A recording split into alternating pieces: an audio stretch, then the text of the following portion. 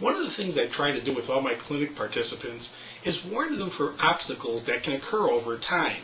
Initially, I'm warning about physical withdrawals that may occur. Then I cover areas like holidays that can trigger responses, and just special events, different kinds of stresses that can cause, reactions where you want a cigarette. Another thing that I try to warn them about is reactions they may get from other people. A lot of times everybody thinks, well, people will just be supportive when they try to quit smoking. People will try to help them. And there's going to be a lot of people who will try to help, but there are some people who are threatened when you quit smoking. One group of people who often are threatened are people you know who are still smokers around you. A lot of times what's happening now is there's fewer and fewer smokers, meaning as more and more people quit, the ones who are left are becoming that much more isolated. And when you become the person who quits, this can become a very threatening proposition to people who were left around you, who had some sort of consolation that at least you were still smoking with them. They weren't alone. When a person quits smoking and there's only a few smokers left, you will often find that those few smokers, or again, sometimes it's the one smoker left, is going to try to do little things, will try to undercut your ability to quit. Now you got to understand the reason why they're doing that. They're not doing it because they hate you. They're not doing it to torture you. They're not doing it because they want you to die. This isn't it. It's just you're doing something at that moment in time that they can't do. If anything, they feel pretty inferior to you. And there's two ways for them to feel equal to you at this moment in time. One way is, well, they can quit smoking. Then they'll be just like you. Another thing is you can go back to smoking. Then, again, they'll be just like you. What do you think sounds easier to a smoker who doesn't believe they can quit, who is just hopefully addicted as far as they're concerned? The only way for them to reach equality, if they can't quit, which again is their false premise, but that's what they believe, is for you to be a smoker again. I had one situation. I had a woman come into a clinic. I think it was the third day of the clinic, and she came in, and she looked terrible. I'm not talking about a withdrawal kind of terrible. She just looked so down, so despondent, and I could just see something was wrong with her. And I asked her, what was wrong? And she just said, oh, she just had a terrible incident at work that day. And I said, well, what happened? And this is with the group. We were basically going around introductions, and I just saw she was sheepish when she was going to introduce, and she was leery of whether she should say what happened at work today. I said, well, what occurred? She said, well, she's a teacher, and I think it was a junior high level teacher. She said she was in the teacher's lounge, and she was pouring water into a pot to make coffee. The water was still cold, and she was going to put it over a heating surface so she could, heat this up for coffee. And she said, so she's pouring this water, into this pitcher, and this teacher comes up to her, and she knew she was quitting smoking. She told a few people, and this one teacher who came up to her and said, how's it going? And she said, oh, it's okay. It's a little tough, but I'm okay. And she said, well, this still sounds like it's really hard.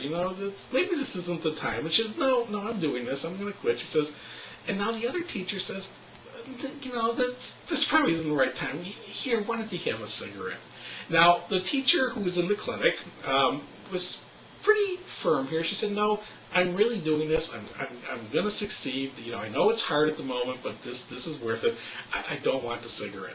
That should have been the end of the conversation. Well, it wasn't the end of the conversation. The teacher, who was still a smoker, started now giving her more and more encouragement, saying, oh, come on, you're never going to make it. You know you're not going to make it. You're torturing yourself for nothing. Here, have a cigarette. And she's reaching out with a package of cigarettes. And again, the teacher who's in the clinic is saying, no, I don't want the cigarette. I'm done. And she's trying to be polite. She's saying, I don't want to smoke. Well, this other teacher doesn't let up. She keeps going. She keeps on trying to coax her to smoke. And the teacher now in the clinic is getting more and more angry. And she's basically saying, get out of here. Leave me alone. I don't want to smoke. I don't want your cigarette. And this lady wouldn't give up. She kept on going. Well, the teacher who was, again, in the clinic, finally, she said, I couldn't take it anymore. I was so mad. I'm trying not to smoke, and she keeps thrusting the cigarette at me. She said she was so mad that she took the water, she took the pitcher, and she threw the water over this other teacher in the teacher's lounge, totally drenching her. And she said, She was horrified when she realized what she did. This was like an assault she figured she did. That she threw this pitcher of water on this other teacher in a teacher's lounge. This is where she worked. This is a professional organization. She's throwing water on the other teacher. Well, the teacher who was doing this coaxing the smoke was just horrified and started screaming at her. And then she leaves the lounge just really upset, this teacher who's all wet, because she's covered. She's soaked with water. And when the woman in the clinic now told this story, everyone in the clinic just applauded. They just thought, they were surprised she didn't throw the pitcher at her, just throwing the water at her. They wished they were there with a fire hose to finish off this lady. She wasn't wet enough as far as they were concerned. But the teacher in the clinic was scared because she said, this teacher now went around to everyone in the school and said, what a crazy lady she was, and she went and she assaulted her. She threw water all over her, and she said she was worried. She was afraid to go back to school the next day, that she was really in trouble for this.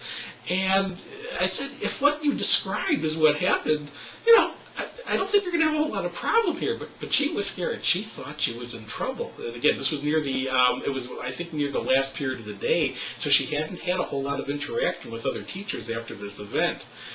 She was scared. She was scared to go to school the next day. And again, when she was in the clinic, she was still, talking about this.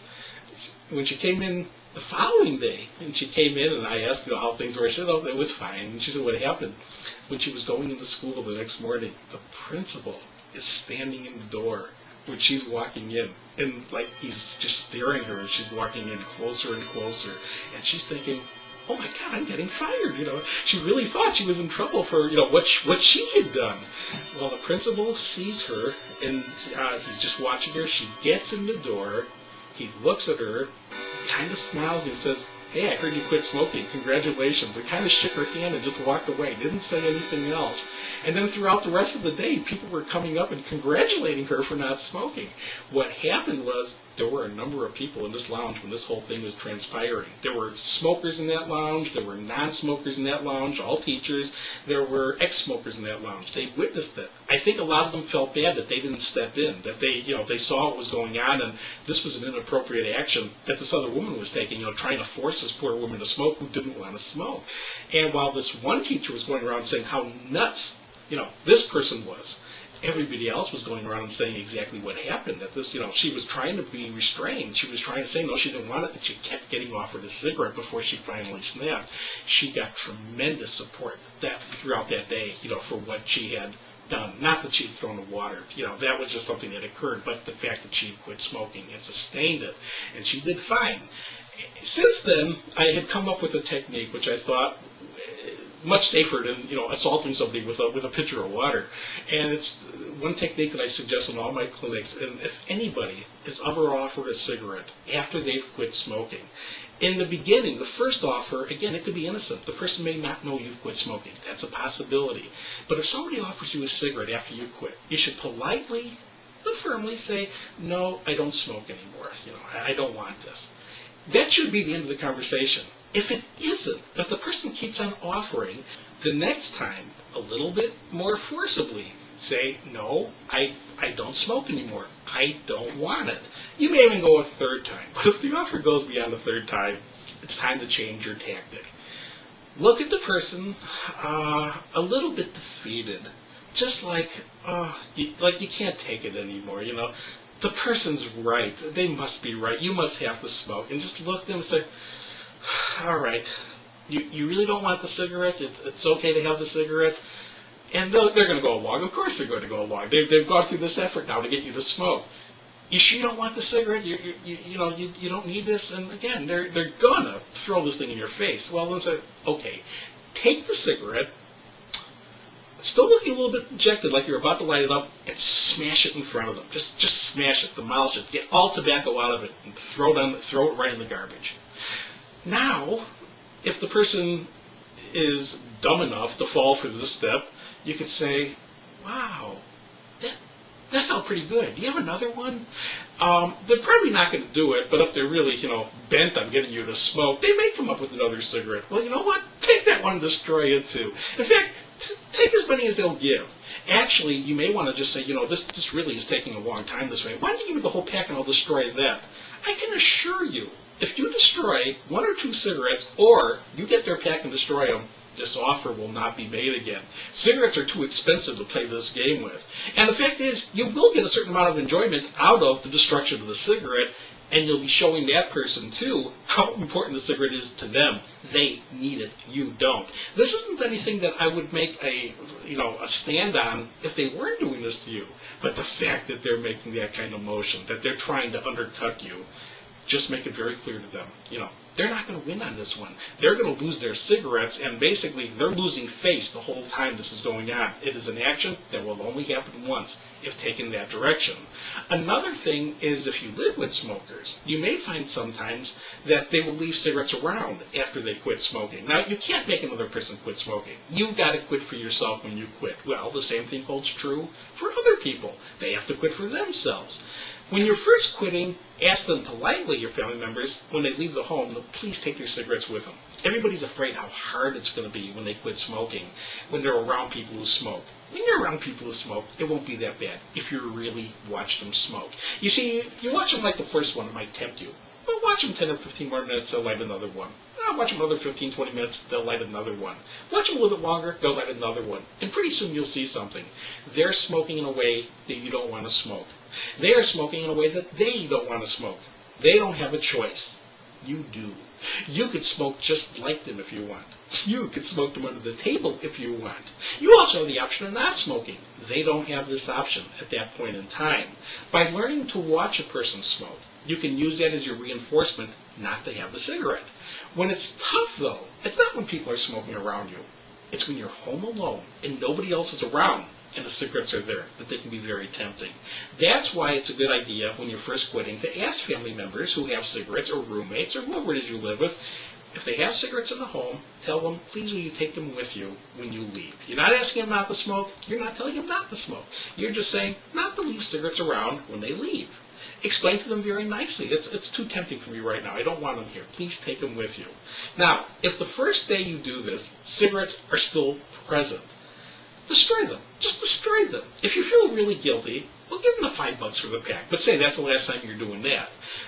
Although, if you gave them fair warning, you may not even have to go that far. That's going to be your decision whether you want to do that. But afterwards, explain to them. If they leave cigarettes there, when they get home, they're not going to be there anymore. Now, whether you smoke them or whether you destroy them, it really doesn't make a difference. They're still not getting to their cigarettes.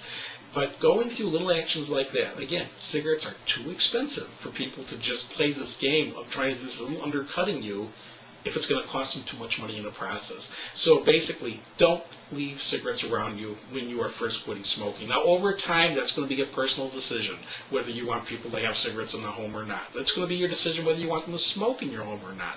The fact is, you could be around people, and it's not going to cause you to go back to smoking. The only thing that can cause that is you taking a cigarette. One other situation I'm going to point out here. There are times when family members will actually request that you'll go back to smoking. It's interesting because I'll often see it where kids will push parents to take a cigarette. It's not that often that it's the other direction. And what it is, it's like a person that's quitting smoking, they're in a really crummy mood, they're miserable, they may be crying, they might be having emotional outbursts, and the kid will see the parent in this kind of state and think, oh, come on, if this is what you're like. The parent will give the kid a hard time about something the kid did. And something that they very well deserve to be given a hard time about. But the kid's going to interpret that to be, oh, that's because you quit smoking that you're so nasty right now. If this is what you're like as a non-smoker, and this is the way it can come out, if this is the way you're like as a non-smoker, well, just go back to smoking. And people will flippantly say this kind of commentary to an individual who is quitting smoking. And again, it may be justified that the person did something, or that the person is acting nasty because of the quitting process. Justified that the person is angry at them, but not justified to put them back to smoking. I always equate that, it's like if you got a family member or friend who's got cancer, really bad cancer that they're going to chemotherapy for in an effort to save their life. Now, if you talk to most people on chemotherapy, they're in pretty miserable moods. They're losing their hair. They can't hold down food. They're feeling terrible. They're irritable. They're cranky. Now, hopefully you don't have the family members looking at these people when they're in the middle of a treatment cycle and having these horrible, horrible side effects and saying, oh, come on, if this is what you're like on chemo, get off love this stuff. Because what they're basically saying to this person is drop dead. They're saying, like, give up the treatment that can save your life because you're a little bit irritable and you're kind of ruining my day right now. And see, people won't do that generally to someone on chemotherapy. They realize this person's fighting for their life. You know, they see the importance. But let's understand, when a person is quitting smoking, they're fighting for their life. They're trying to avoid ever having to have chemotherapy. They're trying to take the one step they can to minimize their risk more than anything else they could do of reducing the risk of having cancer by stopping smoking. But often other people aren't going to acknowledge that or recognize that. Bottom line is, it's not important that other people recognize it. What's important is the individual smoker who is quitting recognizes it. And you know what? If someone offers you a cigarette and you were to take the cigarette, it wouldn't be the person's fault who offered it. It would be the person's fault who took it. That would be the problem there.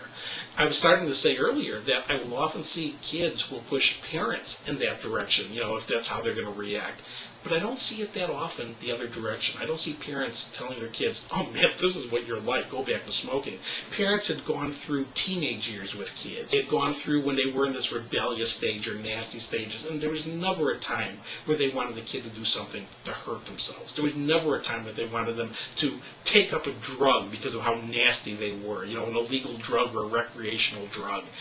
They've gone through that phase of development, and they realize, you know, if they understand what the implication is, they don't want their kid ending their life prematurely for anything, no matter how old this kid gets to be. So it's very rare that I'll see parents trying to push the kid back to smoking. But the other direction, I don't think that same mechanism is formed in some adult children of recognizing how important what this family member is doing. Now again, if the parent who is quitting smoking is a cardiac patient or a person who's under treatment for cancer, then maybe the kids take it seriously. But if you're dealing with a healthy adult who is quitting smoking, sometimes the adult children don't recognize the implication of how important what they're doing at this moment in time are. But again, as I said before, it's not important that other people recognize. It's important that every individual who is quitting smoking recognizes what they're doing. They are fighting for their health by quitting smoking. They are fighting for their life by quitting smoking. And the way that they will win that fight, every single time, the way they will win a fight of keeping that quit alive and well, and them likely alive and well with it, is by making and sticking to a personal commitment, no matter what other people are saying around them, to their own personal commitment to never take another puff.